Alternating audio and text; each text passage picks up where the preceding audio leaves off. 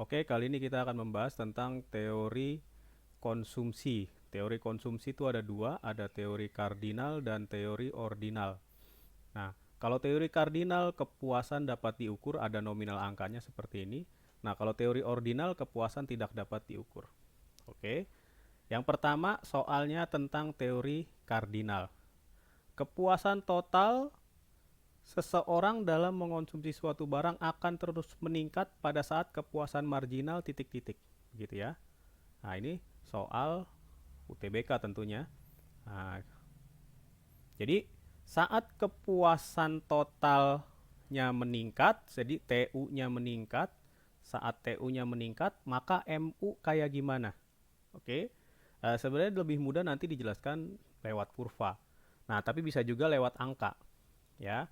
Ini salah satu contoh dari hukum Gosen yang angka-angka ini. Jadi ketika konsumsi bertambah, nih Q-nya bertambah, ya.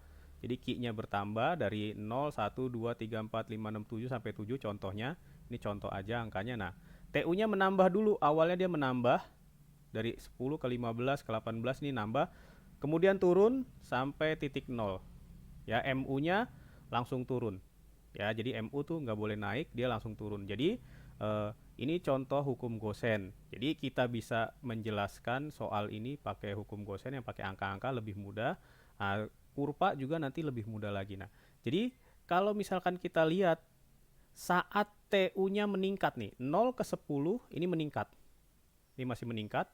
Nah, ini masih meningkat 10 ke 15, 15 ke 18 juga dia masih meningkat. 18 ke 20 juga dia masih meningkat. Oke. Nah, kalau 20 ke 20 ini udah nggak meningkat, 20 ke 15 udah turun, 15 ke 0 juga udah turun. Nah, jadi saat TU-nya meningkat, kita lihat MU-nya. MU-nya yang ini. Berarti saat TU meningkat, berarti MU-nya bernilai positif. Ya. Jadi MU-nya bernilai positif. Tapi MU itu turun, 10 ke 5, ke 3, ke 2 itu pasti turun. Jadi saat TU-nya meningkat, jadi saat TU-nya naik, maka MU-nya positif. Begitu. Oke. Nah, saat TU-nya paling tinggi ini 20 di sini. Ini saat TU-nya paling tinggi. Saat TU-nya paling tinggi, maka MU-nya adalah 0. Nah, ini MU-nya 0. Nah, saat TU-nya turun yang ini, yang dua bawah, saat TU-nya turun, maka MU-nya bernilai negatif. Jadi saat TU-nya naik, MU-nya positif. Saat TU-nya maksimum, MU-nya 0. Saat TU-nya turun, MU-nya negatif. Bisa dilihat dari sini. Jadi saat TU turun, maka dia minus. Nah, ini minus, negatif. Berarti ini juga minus, negatif. MU-nya negatif. Nah, MU itu selalu menurun. Kita sebut namanya diminishing. Ya, diminishing MU. Jadi MU selalu menurun. Atau bisa kita sebut namanya diminishing MU. Jadi MU nggak boleh naik.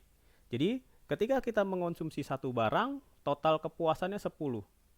Ketika kita mengonsumsi dua barang, total kepuasannya 15. Ini berarti 15 dua barang. Oke.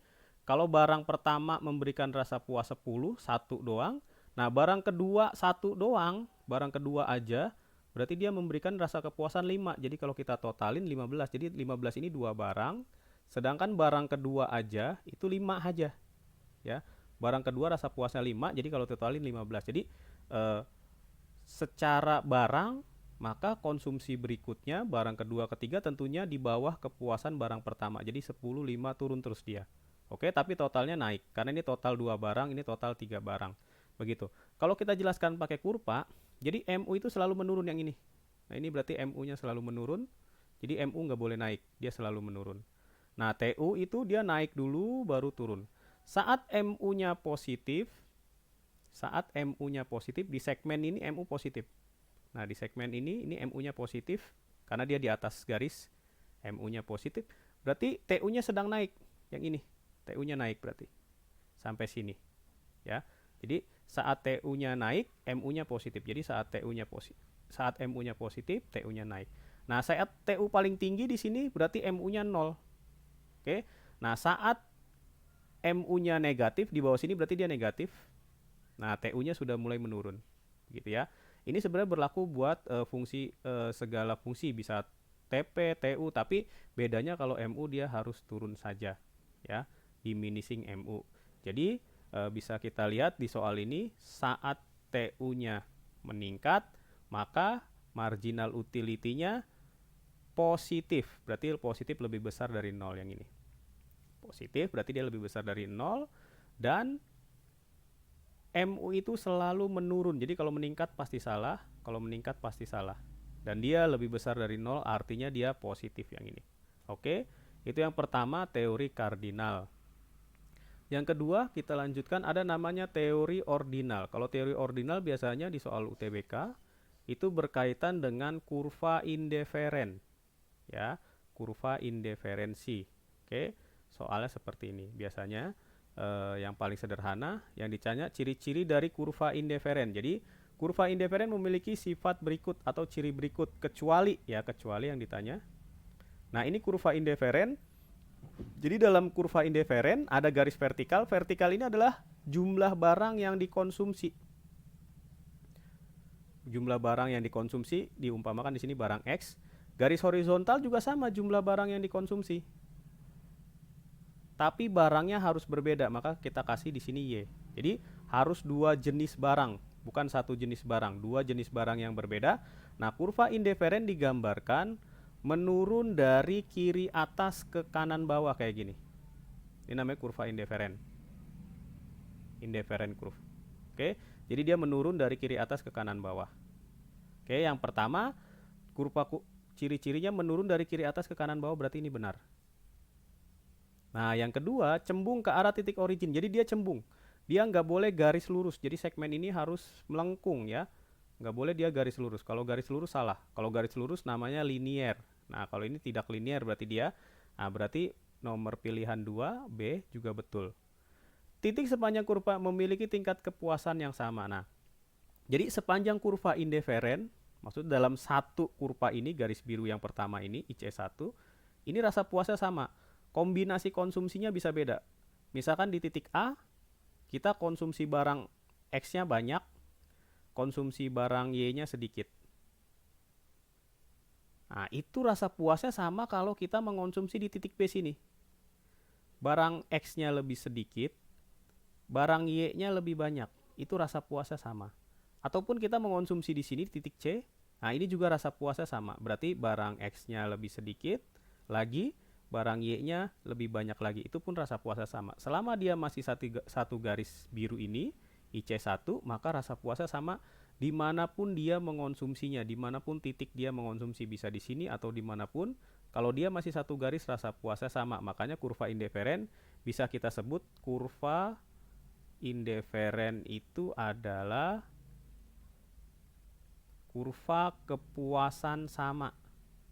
Jadi kurva kepuasan sama dari mengonsumsi dua jenis barang yang ini. Ya. Nah, berarti ini kepuasan sama benar. Tidak berpotongan antara satu kurva dengan kurva yang lain. Nah, jadi kurva indiferen itu bentuknya peta, dia bisa di sini, bisa di atasnya. Seperti ini. Ini IC2. Nah, ada juga di atasnya lagi IC3. Antara satu kurva indiferen dengan kurva yang lain dia tidak akan berpotongan. Oke. Jadi karena dia tidak berpotongan berarti ini benar. Selanjutnya E, menunjukkan kombinasi konsumsi dua jenis barang yang saling melengkapi. Jadi indiferen itu saling menggantikan. Jadi kalau misalkan konsumsi barang A kita kurangin, yang ini di titik A, ini kita X-nya banyak. Oke, Y-nya sedikit. Ketika Y kita tambah, maka X-nya harus dikurangin. Nah, berarti dia saling menggantikan. Berarti ini salah saling melengkapi. Jadi namanya kita sebut substitusi, tingkat substitusi menggantikan. Untuk mendapatkan kepuasan yang sama, ketika konsumsi X dikurangi, maka Y kita tambah. Jadi akan menghasilkan kepuasan yang sama. Maka soal ini isinya adalah pilihan E.